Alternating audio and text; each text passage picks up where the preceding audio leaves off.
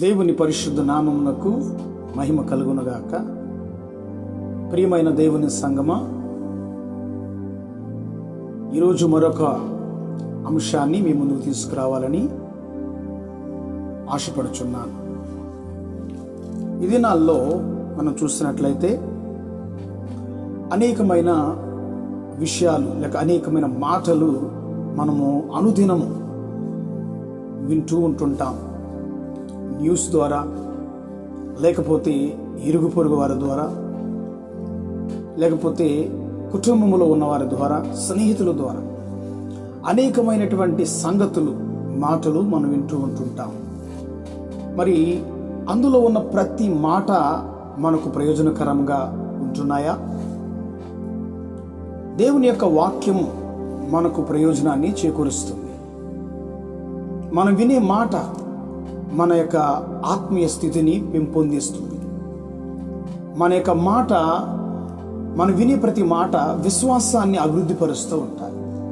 అందుకని మనం వినేది కూడా చాలా జాగ్రత్తగా వినాలి. అన్ని విషయాలు వినదగినవి కావు. అన్ని విషయాలు లేక అన్ని మాటలు మన చెవిలో పడకూడదు. ఎప్పుడు విశ్వాస సంబంధమైన ఆత్మీయమైన మాటలు, ఆత్మీయ ఆరోగ్యాన్ని పెంపొందించే మాటలు వినడం ద్వారా మన జీవితాల అద్భుతాలు చూడగలుగుతాం. దేవుని బిడ్డలారా, దేవుని వాక్యంలో నుంచి రోమీయులకు రాసిన పత్రిక 10వ అధ్యాయము 17వ వాక్యాన్ని చదువుకుందాం. కాగా వినుట వలన విశ్వాసము కలుగును, వినుట క్రీస్తును గూర్చిన మాట వలన కలుగును. వినుట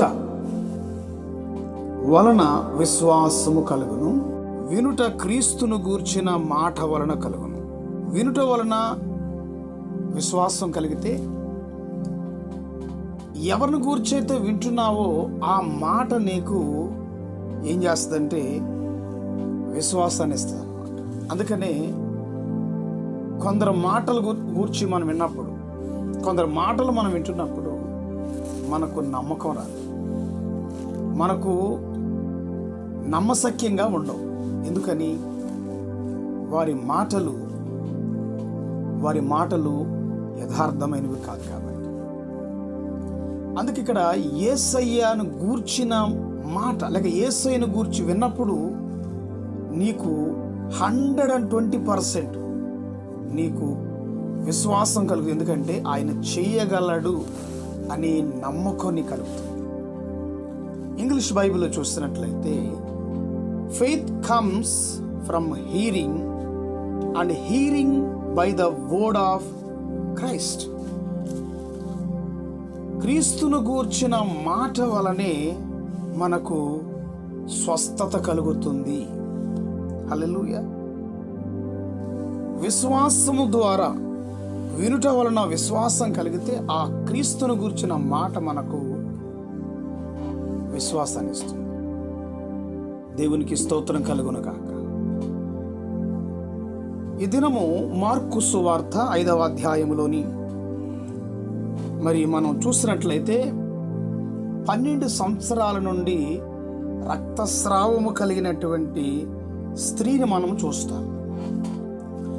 యేసయ్య ఆమె స్వస్థపరిచిన విధానాన్ని లేక స్వస్థపరిచిన కార్యాన్ని గూర్చి మనము నేర్చుకుందాం. ఆమె యేసును గురించి విన్నప్పుడు ఆమె జీవితంలో అద్భుతము ప్రారంభమైంది. ఎప్పుడు ప్రారంభమైందంటే, ఎప్పుడైతే ఆమె యేసును గూర్చి విన్నదో అప్పుడే ఆమెలో అద్భుతం ప్రారంభమైంది. మిరకల్ అప్పుడే స్టార్ట్ అయింది. ఎందుకంటే ఆయనను గూర్చిన మాట వినుట వలన విశ్వాసం కలుగుతుంది అంటే అర్థం మనము ఏది పడితే అది వినమని కాదు. వినుట వలన విశ్వాసం కలుగుతుందంటే ఏదో ఒకటి వినమని కాదు. పౌలు గారు అందుకే అక్కడ అన్నాడు, వినుట వలన విశ్వాసం కలుగుతుందని ఆపకుండా ఏం చెప్పాడు? వెంటనే అది క్రీస్తును గూర్చిన మాట అయి ఉండాలి. దేవునికి మహిమ కలుగును గాక. ఆయనను గూర్చి విన్నది ఎలాగంటే మార్కు సువార్త 5వ అధ్యాయము 27వ వచనాన్ని మనము చదువుకుందాం. ఆమె యేసును గూర్చి విని అని మాట్లాడుతుంది ఇక్కడ వారు.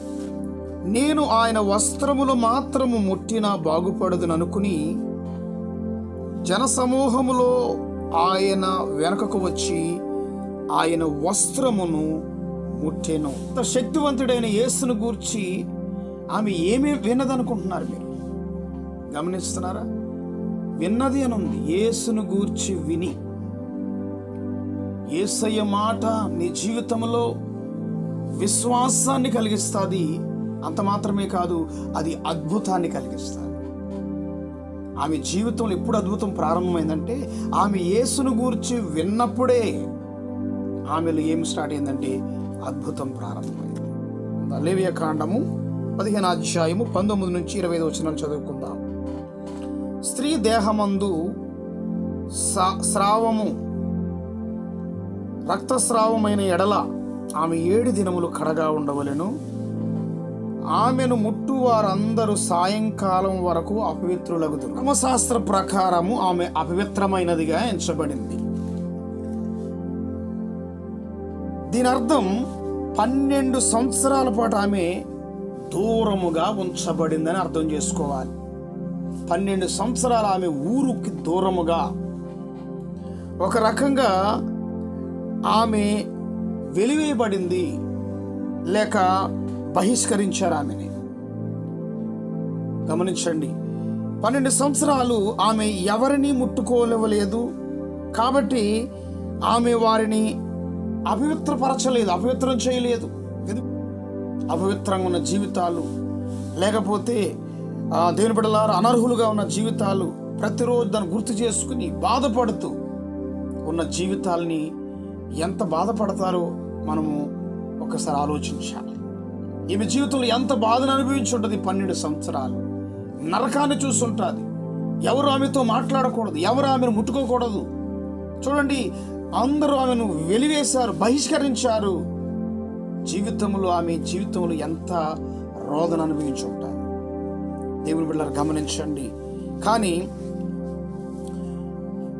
అప్పుడు ఆమె యేసు గురించి ఏదో విన్నదంటే, దేవుని స్తోత్రం కలుగును గాక. ఆ సమయంలో ఆమె యేసు గురించి ఏదో విన్నది. ఆమె జాలిగల హృదయములో నిరీక్షణకు కారణమైనది ఏదో ఆమె కనిపించింది. నిరీక్షణకు కారణమైనది ఏదో ఆమె విన్నది. ఆయన వస్త్రపు చెంగును ముట్టుకుంటే చాలు, ఆయన వస్త్రాన్ని తాకితే చాలు, దేవుని బిడ్డలారా నాకు స్వస్థత కలుగుతుందని విశ్వాసము ఆమెలో కలిగింది. ఎంత గొప్ప విశ్వాసం ఆమెలోకి వచ్చింది. అందుకని వినుట వలన విశ్వాసం కలుగును. అది క్రీస్తును గూర్చినదై ఉండాలి, క్రీస్తును గూర్చిన మాట అయి ఉండాలి. అది నీ జీవితంలో గొప్ప కార్యం జరిగిస్తారు. ఆయన ప్రేమ గలవాడు, జాలి గలవాడని ఆమె నిరీక్షణకు కారణమైనటువంటిది ఏదో ఆమె విన్నది గనక దేవుని బిడ్డలారా ఆయన పట్ల చంచలమైన విశ్వాసము ఆమె హృదయంలో ప్రవేశించింది. ఆమె ఎవరితోనూ, చూడండి, ఆమె ఎవరిని తాకకూడదని మనం లేవే కాండలో చదువుకున్న ధర్మశాస్త్ర ప్రకారము నిషేధించబడినప్పటికీ, ఆమె బహిష్కరించబడినప్పటికీ, ఆమె బలహీనమైన శరీరాన్ని మొత్తం గమనించండి.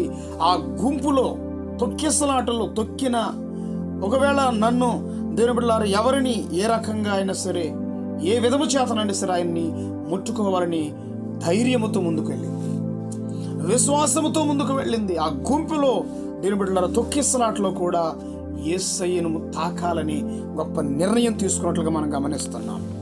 అన్నిటికంటే ఎక్కువగా ఆమె చూడండి అపవిత్రంగా ఉన్నప్పటికీ, శారీరకంగా అనారోగ్యంతో ఉన్నప్పటికీ, గమనించండి, శారీరకంగా అనారోగ్యంగా ఉంది, కానీ ఆమె జీవితంలో అపవిత్రమైనదిగా కూడా ఎంచబడింది. కాబట్టి ఆమె స్వస్థత పొందగలదని నమ్మడానికి కారణమైన ఒక విషయము ఆమెను బలపరిచింది. ఆమె విన్నది ఏంటిదంటే, చూడండి, గమనించండి, ఈరోజు మనం ప్రభువైన యేసయ్య గురించి మీరు వినాలని నేను కోరుకుంటున్నాను. దేవుని గురించినటువంటి వార్త లేక దేవుని గురించినటువంటి మాట మన జీవితాల్లో ఎంత కార్యాన్ని జరిగిస్తారు. చాలామంది వాక్యం వినడానికి ఇష్టపడరు, దేవుని సన్నిధిలో గడపడానికి ఇష్టపడరు. కానీ అది ఎంత ఇంపాక్ట్ని ఇస్తుందో మీకు తెలియదు. దేవుని బిడ్డలారా, దాన్ని అనుభవించినప్పుడు, దాన్ని ఆస్వాదించినప్పుడు అది ఎంత గొప్ప కార్యాన్ని చేస్తారు. గమనించండి, ఈ విషయాలు మీరు జ్ఞాపకం చేసుకోండి. మీరు చూడండి, మీరు అపవిత్రంగా ఉన్నప్పటికీ కూడా, మీరు మీ జీవితంలో విఫలమైనప్పటికీ కూడా, మీ జీవితంలో పాపం ఉన్నప్పటికీ కూడా, దేవుని బిడ్డలారా, మీరు స్వస్థత పొందవచ్చును. దేవుని స్తోత్రం కలుగునుగాక. మీ ప్రేమ గల రక్షకుని నుండి మిమ్మల్ని దూరంగా ఉంచటానికి మరి మనిషి సంప్రదాయాలు, మానవుని యొక్క మనుషుల యొక్క సంప్రదాయాల్ని మనం అనుమతించకూడదు. దేవుని ప్రేమను దూరం చేసే సంప్రదాయాల్ని, దేవుని సన్నిధిని దూరం చేసే సంప్రదాయాల్ని, దేవుని బిడ్డల మానవ సంప్రదాయాల్ని, మానవ విధానాల్ని మన జీవితంలోకి అనుమతించకూడదు. అందుకని మీరు ఉన్న పాటునే, దేవుడు నిన్ను ఎలా రమ్మంటాడో తెలుసా? ఉన్న పాటునే మీరు నా యొద్దకు రండి. దేవుని స్తోత్రం కలుగును. ఉన్న పాటునే రావాలి. దేవుని సన్నిధిని దిక్కున లేచి, దేవుని బిడ్డలారండి, ఉన్న స్థితిలోనే నువ్వు ఆయన వెంబడించాలి. ఆయన ఎద్దుకు వస్తే నీ జీవితంలో గొప్ప కార్యాన్ని మీరు చూడగలరు. గమనించండి దేవుని బిడ్డలారా, మీకు మీరే అర్హత సాధించటానికి మీరు ఏమీ చేయవలసిన అవసరం లేదు. మీ జీవితంలో అర్హత సాధించడానికి మీకు మీరే ఏమి చేయని అవసరం లేదు. మీరు ఆయన కలుసుకోవడానికి ముందు మిమ్మల్ని మీరు ముందు కడగవలసిన అవసరం లేదు. అయ్యో, దేవుని దగ్గరికి వెళ్ళడానికి ముందు నేను, లేకపోతే దేవుని బిడ్డలారా, నా జీవితాన్ని కడుక్కున్నప్పుడు నేను వెళ్తానంటే నో. మీ జీవితంలో గమనించండి, మీరు ఆయనను కలుసుకోవడానికి ముందు మిమ్మల్ని మీరు కడగవలసిన అవసరం లేదు. మీరు తగినంత మంచిగా లేకపోతే స్వచ్ఛంగా ఉండాలని కోరుకుంటూ దూరము నుండి ఆయన స్పర్శ కోసం ఆరాటపడవలసిన అవసరం లేదు. ఎందుకంటే మీ పాపాలు మరియు మీ భారాలన్నిటితో ఆయన దగ్గరకు రండి. దేవుని స్తోత్రం కలుగునుగాక. మీ బలహీనతలతో, మీ బరువుతో, హృదయముతో, దేవుని బిడ్డలారా, మీకున్న భారాలతోనే నువ్వు ఆయన ఎద్దకు రావాలి. ఆయన మిమ్మల్ని శుద్ధి చేస్తాడు. ఆయన నిన్ను శుద్ధి చేస్తాడు. ఆయన నిన్ను పరిశుద్ధపరుస్తాడు. ఆయన నిన్ను బలపరుస్తాడు. ఆయన నిన్ను లేవనెత్తుతాడు. మీ స్వస్థత కోసం జ్ఞాపకం చేసుకోండి, ఆయన తన శరీరాన్ని ఇచ్చాడు. నీ ఆరోగ్యం కొరకు ఆయన తన శరీరాన్ని నలగొట్టబడింది. ఆయన పొందిన గాయాలలో మనకు స్వస్థత, ఆయన పొందిన దెబ్బల వలన మనకు ఆరోగ్యం కలుగుతుంది కనుక మీ ఆరోగ్యం కొరకు తన శరీరాన్ని ఇచ్చాడు ఆయన. దేవునికి స్తోత్రం కలుగునుగాక. ఆ యేసయ్యే నీ కొరకు తన ప్రాణం పెట్టి తన శరీరం ఇచ్చిన ఆ యేసయ్యే నీ క్షమాపణ కోసం తన రక్తాన్ని కూడా ఇచ్చాడు. నీ స్వస్థత కోసం తన శరీరం ఇచ్చిన ఆ దేవుడే, ఆ యేసయ్యే నీ క్షమాపణ కొరకు, నీ పాపము కొరకు తన యొక్క రక్తాన్ని కూడా ఇచ్చాడు గనక నువ్వు ఉన్న పాటున ఎదుకు రావాలి. నువ్వే స్థితిలో ఉన్న ఆ స్థితిలోనే దేవుని ఎదుకు రావాలి. కొంతమంది అంటుంటారు, అయ్యా నేను మారాక, నేను మంచిగా మార్పు చెందాక అప్పుడే దేవుని దగ్గరికి వస్తాను. నీ జీవితంలో ఎప్పటికీ కూడా ఆయన లేకుండా నువ్వు మారలేవు. అందుకని నీ జీవితాన్ని ఏం చేయాలి తెలుసా? నువ్వు మారడానికి ప్రయత్నించకూడదంట. మార్చగల దేవుని చేతికి నీ జీవితాన్ని అప్పగించాలి. మార్చగల దేవుని చేతిలో నీ జీవితాన్ని పెట్టాలి. అందుకంటే ఆయన, ప్రయాసపడుతున్నావా? ప్రయాసపడి భారం మోయించిన సమస్త జనులారా నా యొద్దకు రండి, నేను మీకు విశ్రాంతినిస్తాను, నేను మీకు నెమ్మదినిస్తాను, నేను దీన మనస్సు గలవాడను, సాత్వికుడను, నా యొద్దకు వచ్చి నేర్చుకోండి. మీ స్థితి ఎలాగున్నప్పటికీ కూడా దేవుడు నీ కొరకు గొప్ప కార్యం చేస్తాడు. ఆ స్త్రీ 12 సంవత్సరాల నుంచి దేవుని బిడ్డలారా అపవిత్రముగా ఎంచబడి దూరముగా ఉంది, భారముతో ఉంది. దేవుని బిడ్డలారా, ఆమె జీవితంలో నెమ్మది లేదు, సంతోషం లేదు, మాట్లాడేవారు, పరామర్శించేవారు లేరు, వెలివేయబడిన స్థితి. ఒకవేళ నీ కూడా అలాంటి స్థితిలో ఉన్నావా? నీతో ఎవరు మాట్లాడలేదని బాధపడుతున్నావా? నిన్ను దూరం పెట్టిన బాధపడుతున్నావా? నీ జీవితంలో ఒకవేళ నాకే సహాయం లేదని బాధపడుతున్నావా? దేవుని యొద్దకురా. ఆయనే నీ సహాయం, ఆయనే మన ఆశ్రయం, ఆయనే మన కేడెము, ఆయనే మన దుర్గము. ఆయన యొద్దకు వచ్చి నేర్చుకోండి. దేవుని బిడ్డలారా, ఉన్న పాటున నువ్వు ఆయన ఎదుకు వస్తే ఆయన నిన్ను చేర్చుకుంటాడు, ఆయన నిన్ను పరిశుభ్రపరుస్తాడు, ఆయన నిన్ను నీతిమంతుడిగా తీరుస్తాడు, ఆయన వాక్యము ద్వారా నిన్ను కడుగుతాడు. ప్రతి నిత్యము కూడా నువ్వు ఆయన సన్నిధిలో గడిపినట్లయితే దేవుని యొక్క వాత్సల్యత నీతో ఉంటారు. కనుక ఇంకెందుకు ఆలస్యం? ఆయన యొద్దకు రండి. ఆయన సన్నిధిలో ఆయన ఇచ్చే సమాధానాన్ని పొందండి, ఆయన వచ్చే క్షమాపణ పొందండి, ఆయన ఇచ్చేటటువంటి పరిశుద్ధతను పొందండి. దేవుని బిడ్డ అట్టి కృప దేవుడు మీకు అనుగ్రహించి తన కృపతో మిమ్మల్ని నింపి కాపాడి ఆశీర్వదించును గాక. ఆమేన్. God bless you. దేవుడు మిమ్మల్ని దీవించును గాక.